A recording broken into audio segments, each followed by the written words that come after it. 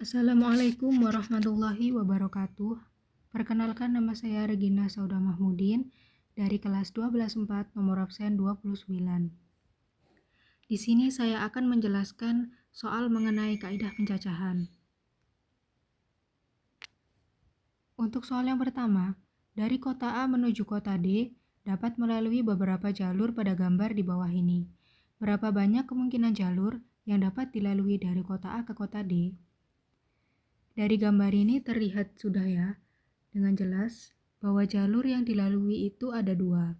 Jadi dari A ke B ke D dan A ke C ke D. Kita misalkan A, B, D itu sebagai kejadian 1, A, C, D sebagai kejadian 2. Nah, ini kan dilakukan secara bersamaan ya. Akan tetapi jalurnya saja yang berbeda. Yang satu pakai jalur B, yang satu pakai jalur C. Karena ada dua kejadian tapi dilakukan secara bersamaan, maka kita menggunakan aturan. Yap, benar, kita menggunakan aturan perkalian. Nah, aturan perkalian itu apa? Misalkan ada kegiatan N1 cara melakukan kegiatan 1, N2 melakukan kegiatan K2, dan seterusnya, di mana semua kegiatan tersebut dilakukan secara bersamaan, maka N1 kali N2 kali N3 kali dan seterusnya. Seperti itu. Untuk penyelesaiannya, yang pertama dari A ke B ke D, itu kan tadi kejadian 1 ya. Nah, di kejadian 1 itu ada 4 jalur, lalu 3 jalur. Jadi 4 jalur itu dari A ke B, 3 jalurnya dari B ke D. Jadi dikali ya, 4 dikalikan 3 sama dengan 12 jalur. Lalu A ke C ke D itu kan kejadian 2. Dari A ke C ada 3 jalur, C ke D ada 3 jalur, kita kalikan saja. Jadinya 9 jalur. Total caranya ada 21 jalur, ditambahkan saja ya. 12 jalur ditambah 9 jalur. Kita lihat lagi deh yang tadi. Di sini kan kelihatan ya garis-garisnya. Kenapa tadi kok bisa nemu 4 jalur kali 3 jalur? Jadi dari A ke B ini kan ada 4 ya. Jalurnya 1, 2, 3, 4. Dari B ke D juga 1, 2, 3. Ya udah 4 kali 3. A ke C ada 3 jalur, 1, 2, 3. C ke D juga 1, 2, 3. Ya sudah, dikalikan saja. Totalnya dari total perkalian kejadian 1 dan 2 itu tadi. Seperti itu. Kita lanjut ke soal nomor 2. Untuk soal nomor 2, seorang siswa diwajibkan mengerjakan 8 dari 10 soal. Tetapi nomor 1 sampai 4 wajib dikerjakan. Banyak pilihan yang harus diambil siswa tersebut adalah. Nah, di sini kan logikanya seperti ini ya. Dari 10 soal itu nomor 1 sampai 4 wajib dikerjakan. Berarti totalnya yang sisanya itu berapa? Kan karena udah 4 udah dikerjakan berarti totalnya kan 6. Sisanya 6. Nah, dari 6 itu kira-kira ada berapa kombinasi soal yang bisa dikerjakan sama siswa tersebut? Di sini kan tidak memperhatikan urutan ya, jadi tidak harus dari 6 soal sisanya itu harus 6, 7, 8, 9 atau ada urutan aturannya gitu kan, berarti kalau sudah jelas gitu tidak memperhatikan urutan dan disuruh mencari kombinasinya ya jelas. Berarti kita pakai rumus kombinasi. Kombinasi itu apa? Jadi kombinasi itu pencacahan yang tidak memperhatikan urutan objek-objeknya.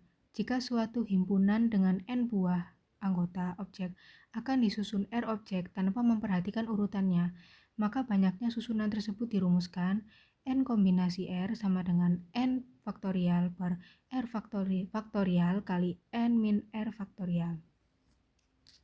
Nah, n itu yang dicari, R itu yang sudah diketahui di soal. Nah ini ya, kalau misalkan kurang paham bisa dibaca deskripsi saya. Nah, lalu untuk yang saya jelaskan ini langsung nomor 3 saja. Jadi itu kan jelas ya, menggunakan rumus kombinasi 6C4.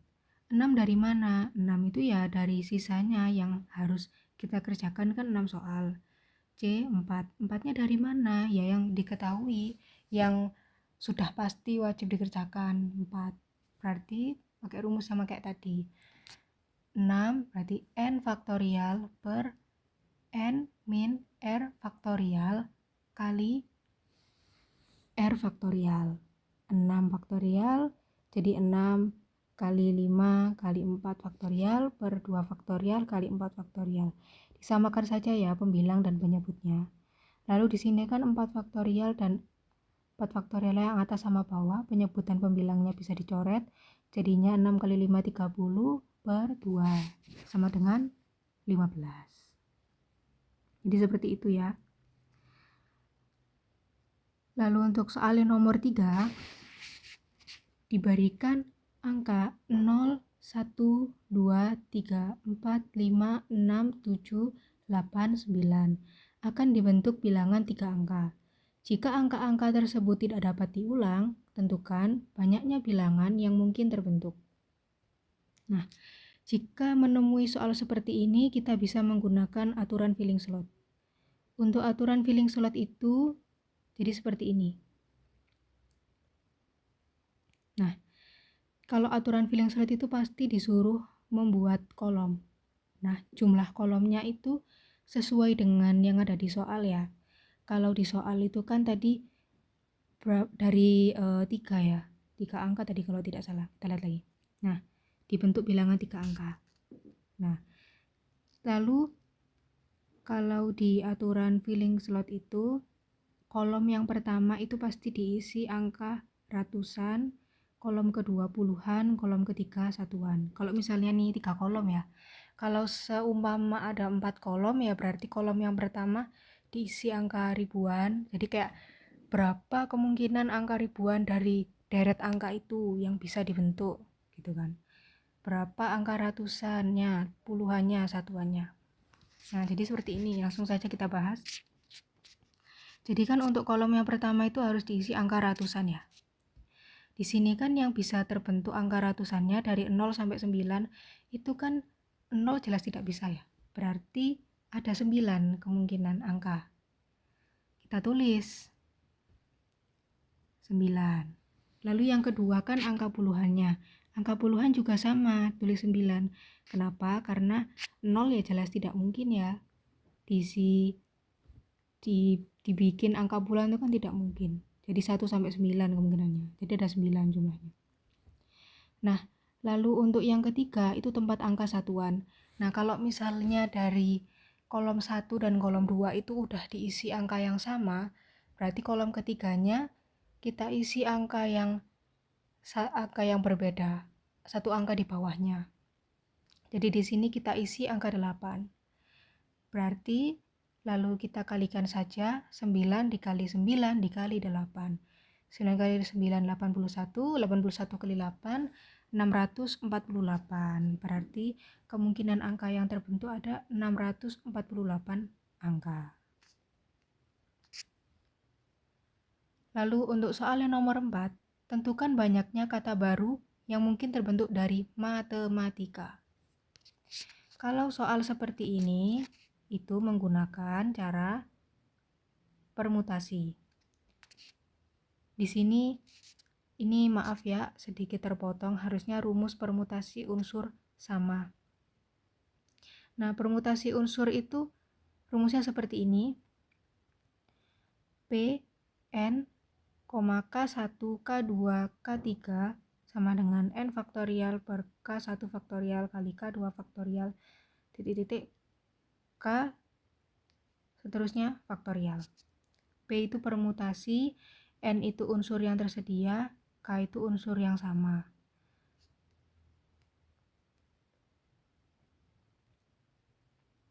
Nah, tadi kan sudah jelas ya, berapa kemungkinan kata yang terbentuk dari matematika.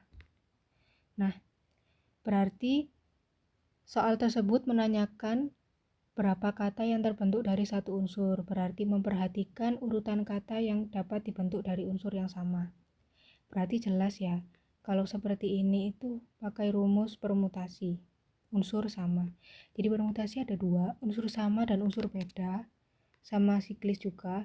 Tapi kalau ini pakai permutasi unsur sama, karena itu yang ditanyakan itu berapa kemungkinan yang terbentuk dari satu unsur yang sama. Jadi kan dari matematika kan sama kan. Nah, ini rumus permutasi unsur sama, n faktorial per k1 faktorial kali k2 faktorial kali k3 faktorial dan seterusnya. Nah, di sini kita lihat dulu untuk n-nya jumlahnya itu kan ada 10 ya, dari M, A, T, E, M, A, T, I, K, A itu kan ada 10. Lalu dari matematika kita lihat lagi deh soalnya. Dari matematika itu kan yang hurufnya sama apa aja? Kan M, A, T ya kan? M-nya ada berapa? 1, 2, yang T-nya 1, 2, yang A-nya 1, 2, 3.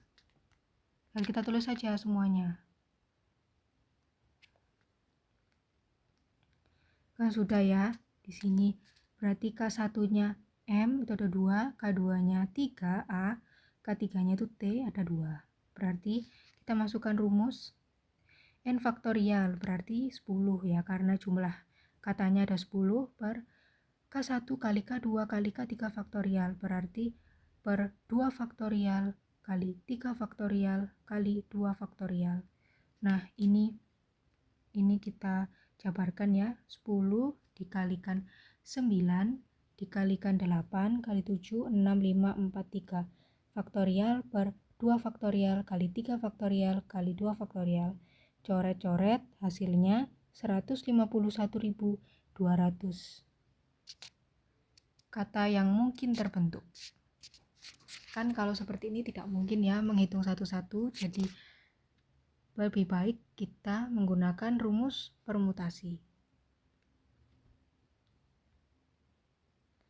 Untuk soal yang terakhir, nomor 5, kota B dapat dicapai dari kota A melalui 3 jalur. Ada jalur darat, jalur laut, dan jalur udara. Untuk jalur darat, terdapat 6 rute yang dilalui. Untuk jalur laut, ada 1 rute yang bisa dilalui, sedangkan untuk jalur udara, hanya ada 3 rute yang bisa dilalui. Ada berapa banyak cara seseorang bepergian dari kota A ke kota B? Nah, di sini kan di soal diketahui orang itu bisa ke kota B itu melalui 3 jalur. Jadi jalur darat, jalur laut, dan jalur udara. Nah, di sini kan jelas ya, dari ketiga jalur itu kan tidak bisa dilakukan secara bersamaan. Nah, kalau tidak bisa, kan tadi kalau bisa dilakukan secara bersamaan itu menggunakan aturan perkalian. Nah, kalau ini kan berarti kebalikannya ya, karena nggak bisa dilakukan secara bersamaan, ya sudah berarti kita memakai aturan penjumlahan. Seperti ini. Aturan penjumlahan itu ada N1 cara melakukan kegiatan 1, N2 cara melakukan kegiatan 2, bla bla bla, NK cara melakukan kegiatan K, di mana semua kegiatan tersebut tidak dapat dilakukan bersamaan. Nah, kata kuncinya di sini, tidak dapat dilakukan bersamaan. Maka banyak cara melakukan seluruh kegiatan adalah N1 ditambah N2 ditambah N3 ditambah NK tambah seterusnya. Untuk penyelesaiannya, nah seperti ini ya. Tadi kan jalur darat ada 6 rute, jalur laut ada 1 rute, jalur udara ada 3 rute. Dari ketiga jalur ini nggak bisa dilakukan secara bersamaan, berarti ditambahkan saja kemungkinannya. 6 rute tambah 1 rute tambah 3 rute sama dengan 10 rute. Terima kasih, sekian dari saya. Wassalamualaikum warahmatullahi wabarakatuh. Semoga bermanfaat.